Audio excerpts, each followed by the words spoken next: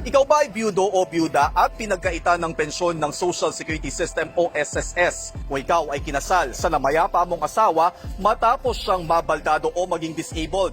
Ang sabi ng Korte Suprema, dapat matanggap mo pa rin yung pensyon niya. Alamin natin ang batas at ang inyong mga karapatan.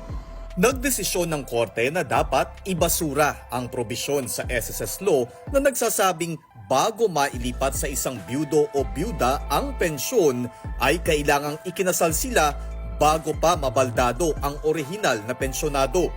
Ang kasong dinesisyonan nila ay kay Leonardo Dolera na 1980 naging disabled at nagkaroon ng permanent disability pension. 1981, ikinasal si Leonardo kay Belinda na matagal na rin niyang kinakasama at mayroon ng isang anak. 2009, nang mamatay si Leonardo at naiwan si Belinda. Nagpunta si Belinda sa SSS para mailipat sa kanya ang pensyon pero hindi siya pinagbigyan.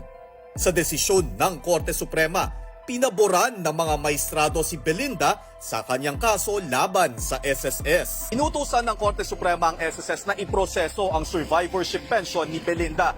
Paliwanag pa ng Korte, iniiwasan lang noon ng mga mambabatas na makinabang ang mga byudo o byuda mula sa mga sham marriages o mga pekeng kasal.